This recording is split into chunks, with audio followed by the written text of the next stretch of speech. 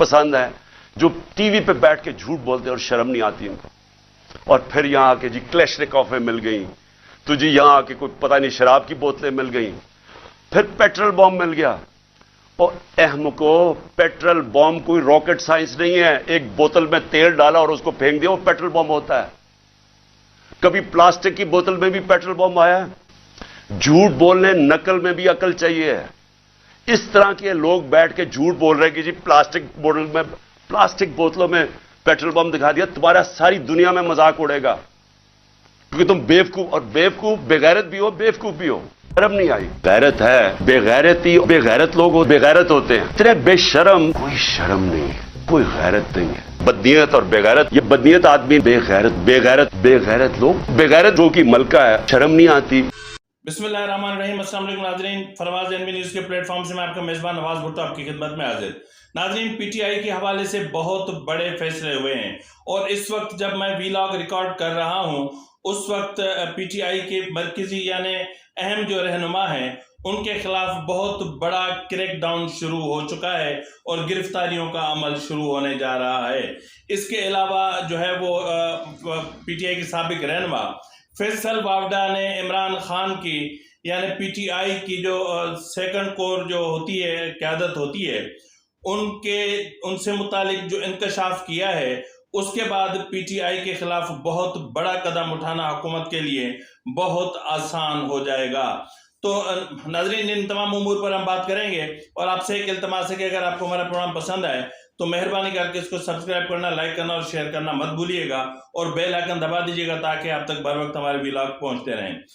ناظرین، اس وقت جو ہے وہ پی ٹی آئی آپ سمجھ رہے تھے یا سب سمجھ رہے تھے کہ ریاست نے گھٹنے ٹیک دیے اور ریاست تھک گئی اور عمران خان جیت گیا، لیکن ایسا نہیں ہے.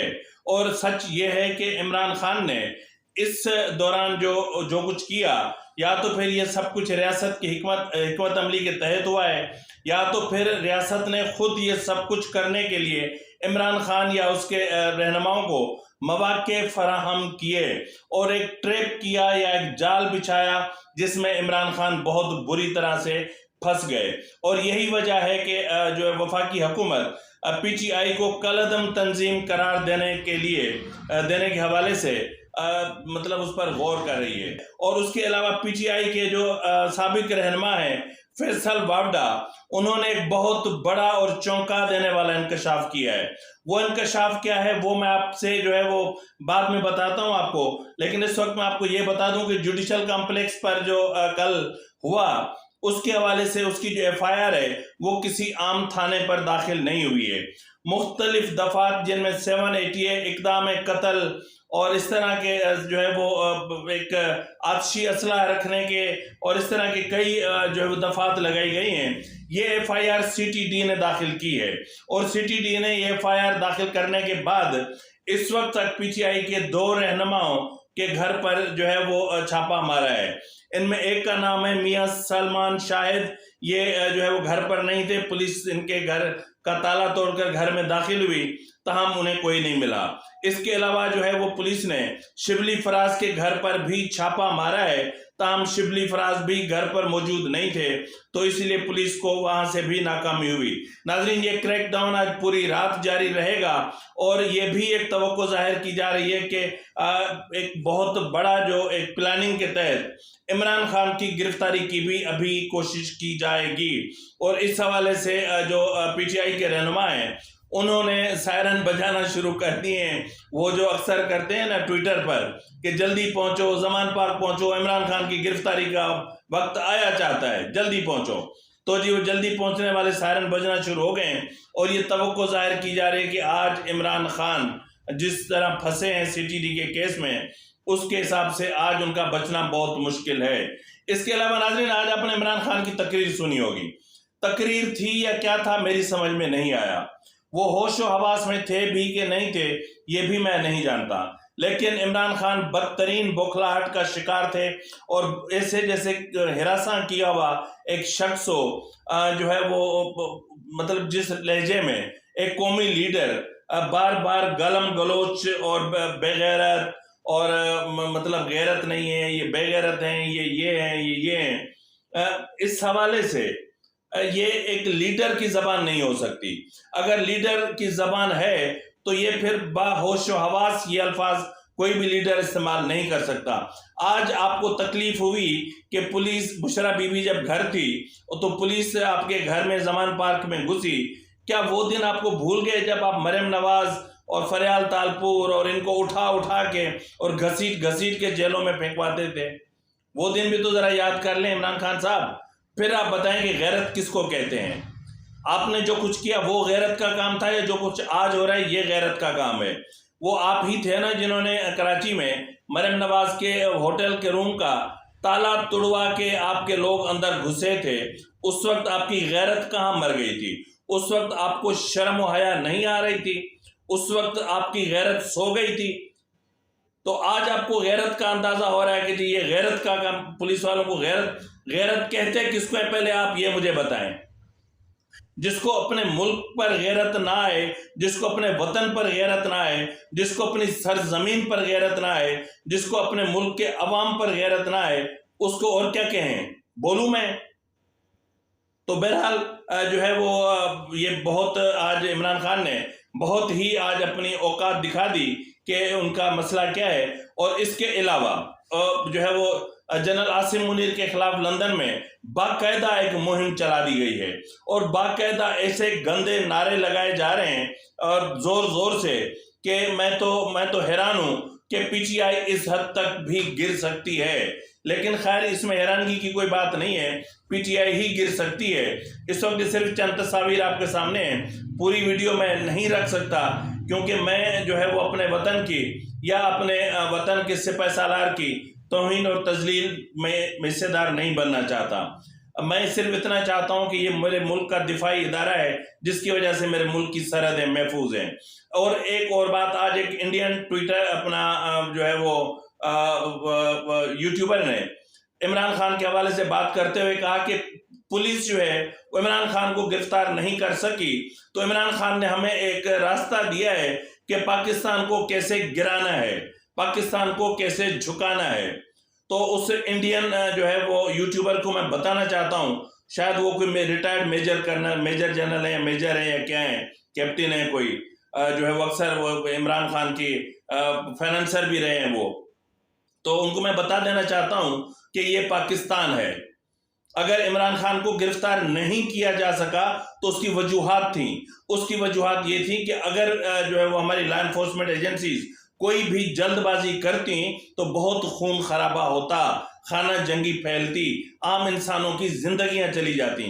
ہماری پولیس ہو یا لا انفورسمنٹ ایجنسیز ہو، ان کا کام صرف سرحدوں کی حفاظت کرنا نہیں ہے، سرحدوں کے اندر جو زندگیاں ہیں، جو لوگ ہیں، ان کی زندگیوں کا تحفظ بھی ان کی ذمہ داری میں شامل ہوتا ہے. یہ شاید آپ کی فوج کو پتہ نہیں ہے لیکن ہماری فوج کو یہ پتہ ہے.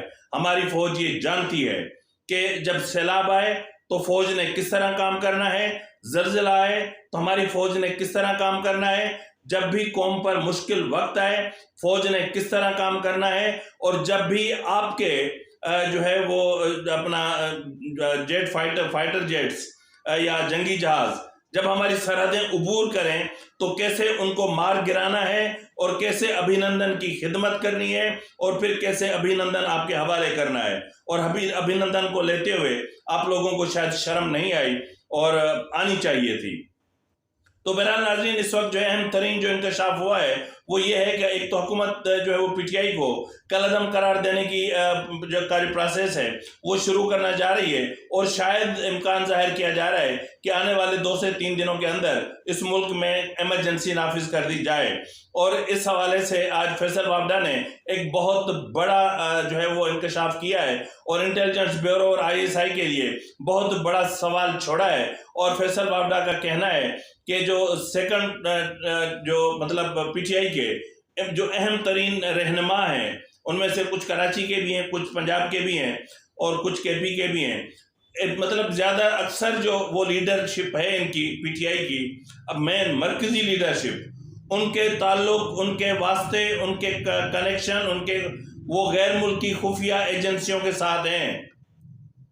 یہ سب سے بڑی ملک دشمنی اس سے بڑی اور نہیں ہو سکتی.